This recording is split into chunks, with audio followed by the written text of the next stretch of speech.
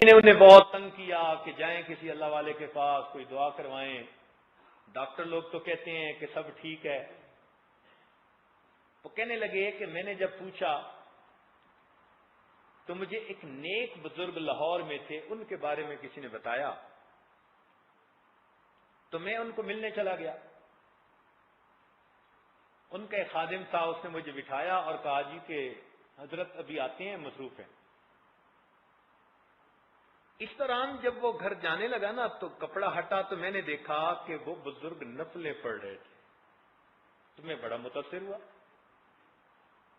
کہ فرض نماز کا وقت تو نہیں، یہ تو کوئی چاشت کا وقت ہوگا، تو یہ کھڑے نفلیں پڑھ رہے ہیں. اتنے میں خادم نے آ کر مجھے شربت کا گلاس بھی پلایا، گرمی کا موسم تھا. میں نے کہا بھی صحیح، آپ نے کیوں تکلف کیا؟ اس نے کہا جی حضرت کا حکم ہے، اگر میں آپ کو یہ نہیں پلاؤں گا تو مجھے جواب دینا پڑے گا. تو منتیں بھی کی اور شربت پلا بھی دیا اس نے. کہنے لگا میں اور متاثر ہوا. تھوڑی دیر میں وہ بزرگ آئے اور معذرت کرنے لگے کہ جی معاف کرنا، میں کسی کام میں مصروف تھا، میں آ نہیں سکا. کہنے لگا میں اور متاثر ہوا کہ کوئی اور ہوتا تو کہتا میرے معمولات چل رہے تھے اور میرے تو اوقات ہوتے ہیں، کیا ہوتا ہے، اور یہ چھپا رہے ہیں کہ میں مصروف تھا. میں نے انہیں کہا جی کہ مجھے کچھ آپ دیں اس بارے میں. انہوں نے کہا بھئی کیا دینا، بس میں دعا کر دیتا ہوں، اللہ تعالیٰ خیر کا معاملہ فرما دیں گے، تم اللہ تعالیٰ کی طرف توجہ رکھو. لگتا تھا کہ وہ عامل نہیں تھے، وہ کامل تھے.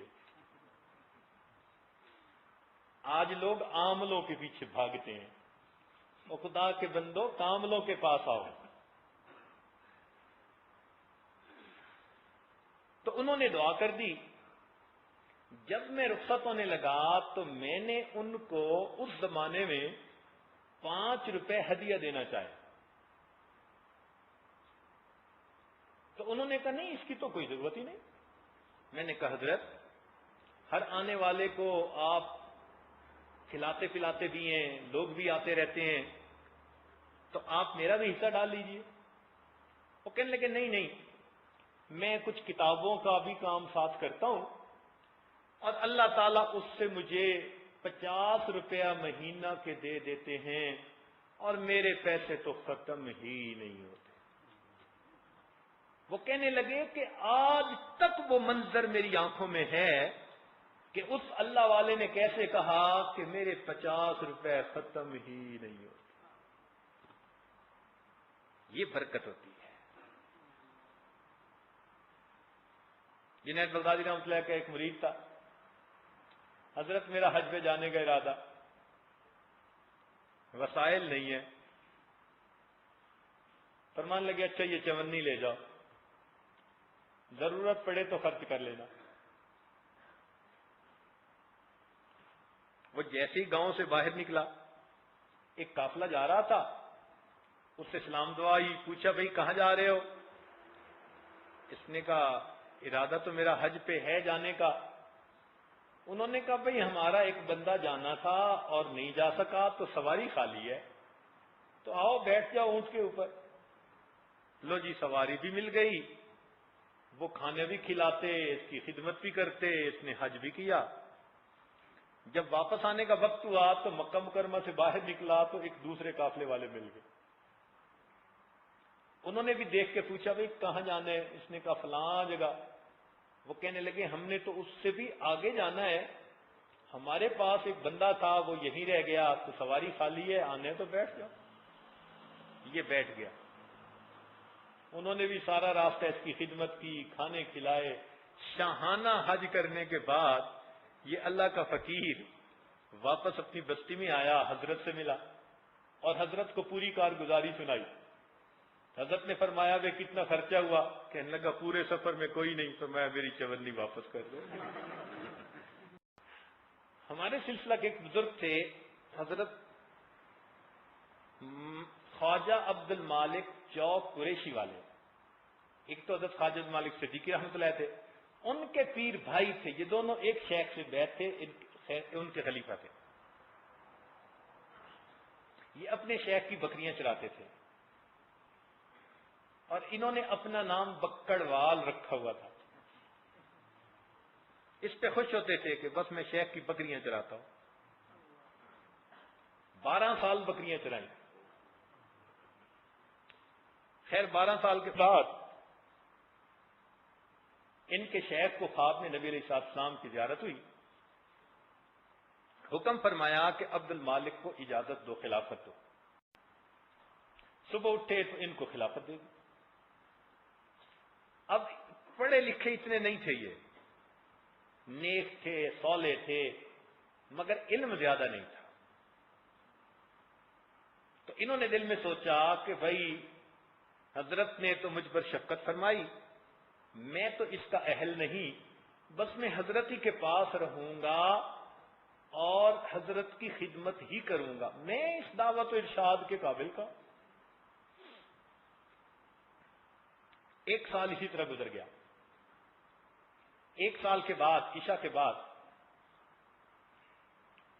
اپنے شیخ کے ساتھ بیٹھے ہوئے ہیں کہ اچانک خواجہ فضل علی قریشی رحمۃ اللہ نے ان کو غصے کی نظر سے دیکھا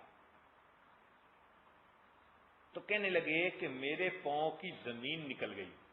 یہ واقعہ حضرت خواجہ صاحب نے اس عاجز کو مسجد میں باوضو بیٹھ کے خود سنایا.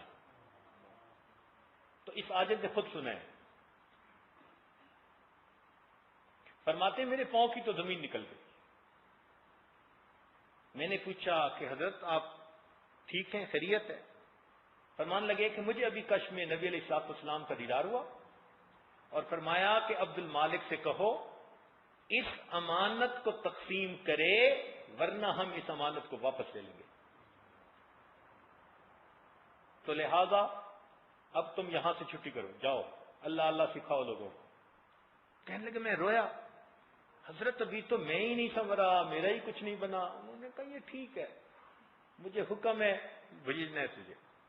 کہنے لگے صبح ہوئی تو حضرت نے میری گٹھڑی بندھوائی، سر پہ رکھ کے مجھے روانہ کر دیا. روانہ ہوتے ہوتے میں نے کہا کہ حضرت میرے لیے رزق کی دعا کر دیجئے. خواجہ صاحب نے فرمایا، خواجہ فضل علی قریشی رحمۃ اللہ نے، ان اللہ مع الصابرین، اللہ صبر والوں کے ساتھ. کہنے لگے میں خانقاہ سے نکلا، گھر آیا. والدین بڑے خوش ہو گئے کہ اتنے عرصے بعد جوان بیٹا واپس گھر آیا. میں نے وہاں رہنا شروع کر دیا. اب سارا دن خود بھی اللہ اللہ کرتا، لوگوں کو بھی کرواتا. تو گھر میں تنگی، گھر والوں نے شادی بھی کر دی. اللہ نے ایسی صابرہ بیوی دی کہ جب گھر کے اندر کوئی فاقہ ہوتا تو وہ مجھے اتنا کہتی کہ کوئی پتے ہی لے آئیں کسی درخت کے. فرماتے میں پتے لاتا، میں بھی کھاتا، وہ بھی پتے کھاتی، پانی پی کے ہم گزارا کر لیتے. شکوہ اس نے کبھی نہیں کیا، اس لیے کہ وہ میری زندگی میں دیکھتی تھی کہ اتباع سنت اور تقوی 100% موجود ہے. تو وہ میرے ساتھ بڑی مطمئن تھی میری بیوی. اسی حال میں ہم زندگی گزار رہے تھے. اللہ کا کرنا کیا ہوا، ہمارے قریب کے گاؤں کا ایک آدمی حضرت خواجہ فضل علی قریشی رحمۃ اللہ علیہ کی خانقاہ پہ کچھ دن ٹھہرا ہوا تھا. اس نے گھر واپس آنے کی اجازت مانگی. تو حضرت خواجہ فضل علی قریشی رحمۃ اللہ علیہ نے ایک 20 کلو کا گٹو، بوری چھوٹی گندم کی، وہ اسے دی اور ساتھ ایک رکہ بھی دیا اور فرمایا کہ عبد المالک کو دے دینا کہ یہ ان کی لنگر کے لیے ہے اور یہ رکہ بھی دے دینا. اس نے کہا بہت اچھا. کہنے لگے گرمیوں کی دوپہر میں گھر میں تھا، اچانک دروازہ کھٹکھٹایا. باہر نکلا تو مجھے پیر بھائی ملا، پسینے میں شراب اور سر پہ بوری رکھی ہوئی. میں نے کہا خیر ہے. اس نے کہا کہ خانقاہ سے آ رہا ہوں اور میں سمجھا کہ خانقاہ جا رہا ہوں، الٹ سمجھا. میں نے کہا دوپہر یہیں ٹھہر جاؤ. اس نے کہا بہت اچھا. میں نے اسے ٹھہرایا. اب میں گھر آیا، بیوی کو کہا کہ میرا ایک پیر بھائی مہمان ٹھہرا ہے اور وہ حضرت کی خانقاہ پہ جا رہا، تو اسے کچھ کھانا. اس نے کہا گھر میں تو کچھ نہیں. بہت سمجھدار بیوی تھی. اس کو جب میں نے بتایا کہ اس نے سر پہ بوری بھی رکھی ہوئی تھی اور لگتا ہے کہ خانقاہ کے لیے کچھ لے کے جا رہا ہوگا، تو بیوی کہنے لگی کہ آپ ایسا کریں کہ ان سے اجازت لے لیں کہ اگر اجازت دیں تو ہم اسی گندم کو پیس کے ان کے لیے روٹی بنا دیں. میں آیا اور میں نے آ کے اس کو کہا جی کہ آپ کی روٹی اسی گندم سے نہ بنا دیں. اس نے کہا بنا دیں. وہ اپنی طرف سے سمجھ رہا ہے کہ دینی تو اس کو ہے ہی صحیح، تو یہ برکت کے لیے اسی کی روٹی مجھے بھی کھلانا چاہتا ہے. کہنے لگے میں نے گندم لی، میری بیوی نے گھر کے اندر جو گندم پیسنے کی چھوٹی سی ایک چکی تھی اس پر پیسی اور اچھی طرح صاف کر کے پورا آٹا پکا کے روٹیاں مہمان کے سامنے رکھ دی. پھر اس کو ہم نے سلا دیا. جب وہ سو کے اٹھا تو اس نے مجھے رکا دیا. میں نے کہا یہ کیا؟ وہ کہنے لگا جی کہ حضرت نے یہ آپ کے لیے دیا ہے.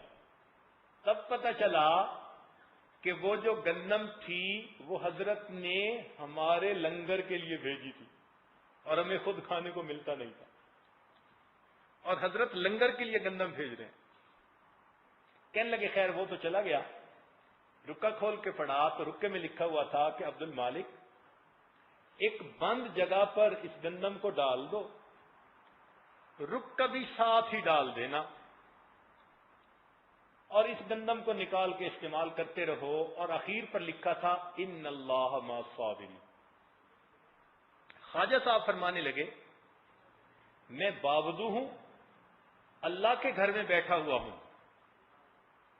اس گندم کو میں نے ڈالا اور رکے کو بھی ڈالا اور استعمال کرنا شروع کر دیا.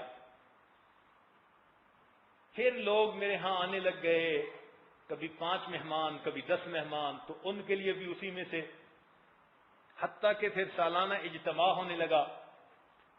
3-3 ہزار آدمی میرے پاس آتے، ان کا کھانا وہیں سے.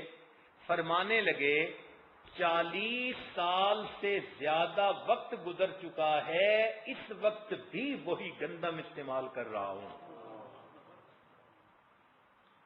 یہ اللہ کا ایک ولی مسجد میں باوضو بیٹھ کر بتا رہا ہے.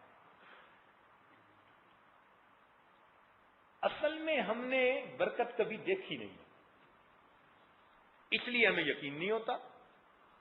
ہم بس 2 ضرب 2 4 جانتے ہیں، اس سے زیادہ کا پتہ ہی نہیں.